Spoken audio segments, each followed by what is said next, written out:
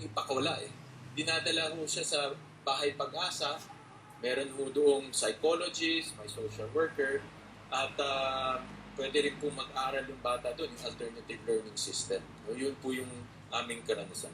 Opo, napakaganda po niyang programa na yan, pero yung ating po kasing mungkahi, iba ang pagkakarumal-dumal na krimen po kasi, Senator Win, hindi talaga ako payag na dyan lang sa Bahay Pag-asa. Nakita ko yung Bahay Pag-asa po sa Bicol nga. Ang bihira, ito ba yun? Baka walang maramdamang pagsisisi yung bata. Ang alam niyo po kasi, sa akin pong, sa karumal-dumal po ito. Sa Kilos Crime.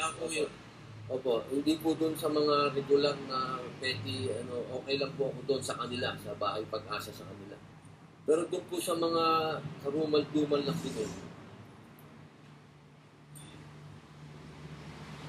yung realization kasi ang importante po sa lahat, yung realization, yung matanggap mo, yung nga po yung argumento ni Senator Marcoleta, matanggap mo na ikaw ay may ginawang kasalanan.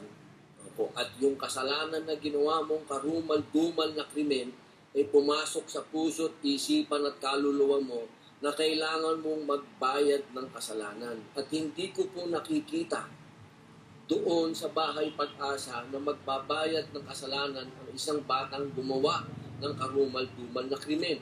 Kaya nga po, ang sinasabi ko po, kung imbis na sana at tayo ay lawakin pa natin yung Bahay Pag-asa, okay, maganda, para doon sa mga krimen na sabi nila 6 years down, okay. Wala akong ano doon. Pero yung wala tayong facility para doon sa mga batang gumawa ng krimen na karumal-duman at dadaanin lang po natin sila sa intervention kagad. Medyo doon lang po. Sana meron munang realization, after ng pagsisisi, tsaka papasok ang intervention. Kasi kung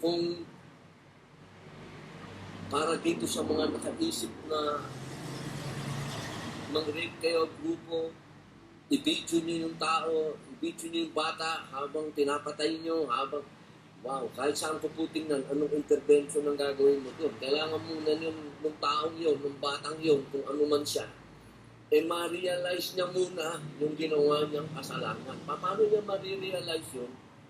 Kung hindi natin hindi ho ikulong sa bilibid, ikulong sa isang juvenile detention.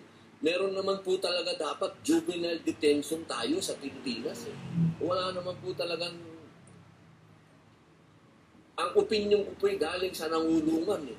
Ito po yung totoong mungkahi po sa inyo, na meron talagang criminal mind. Meron talagang mga taong nabuo na sa isip nila na sila'y kriminal. At yung pong pagiging kriminal na yon, hindi natin mababago yon ng kwentuhan lang. Kailangan yung pagdusahan niya ang ginawa niyang kasalanan. Kasi po, sarili po itong experience. Kung ako po siguro ay hindi ikinulong, ako po'y dinala lang sa lugar na kwentuhan tayo o psychologist o psychiatrist, baka siraulo pa rin po ako hanggang ngayon. Baka hindi ko po inaabot dito siguro. Pero dahil ako po'y nangulungan, naramdaman ko ang malayo sa pamilya ko, naramdaman ko ang init, ang baho sa loob ng kulungan. Na ang kulungan po ay dapat ang laman ay 60, kami 100 mahigit sa isang selda. Ang iba'y nakahiga, ang iba'y nakaupo. Sa loob ng CR, may taong natutulog, 4 na tao. Iihi ka, makikiraan ka. Pagyaan po lahat yan ay nadaanan ng isang tao, doon ka mag-iisip na magbago. Yun lamang po ang aking mungkahi. Hindi ko po kayo kinukontra, lahat kayo, tama po ang sinasabi ninyo, lahat yan. Ang argumento ko po, doon lamang sa gumawa ng heinous crime.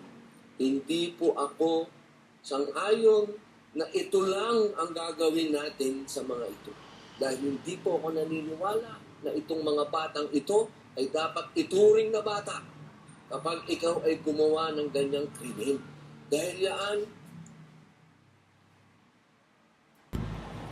imposible hindi mo alam yun. Imposible. Ikaw ay musmos para magplano, nakapagplano ka na ganito gagawin natin, aabangan natin, pag inabangan natin, kukunin mo, ikaw mauna.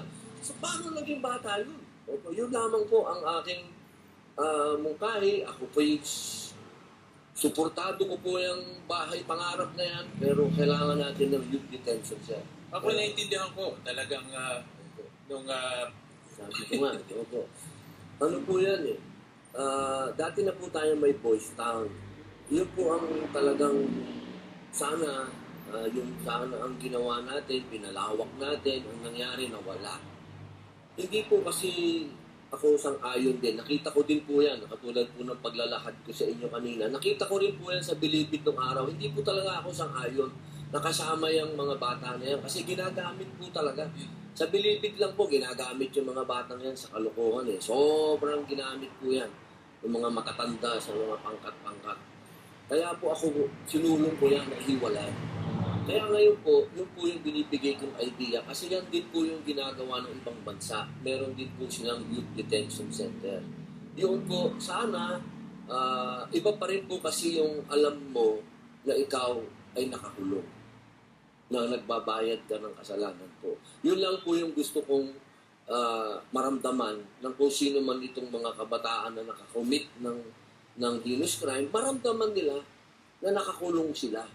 Na meron pader, meron talagang mga dapat sundin na yung rehabilitation mo, kasama yung formation mo bilang tao. Kasi alam niyo sa Bilibid, may disiplina eh.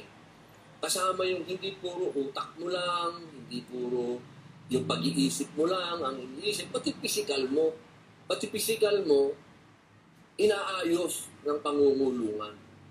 Yun po yun eh. Yun yung gusto kong ma-achieve nitong mga ito. Hindi, yung intervention natin, maraming salamat. Gusto ko yan.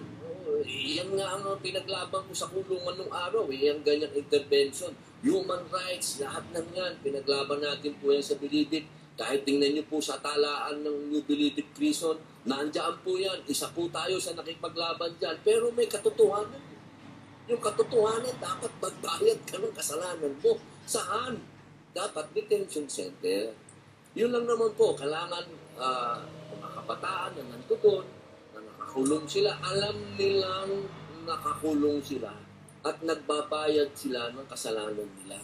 At siguro po, kapag sila'y nakitaan na sila'y okay, tsaka po sila ilipat sa bahay pangarap. Doon natin ngayon makikita kung sila ay dapat bang bigyan ng panibagong buhay.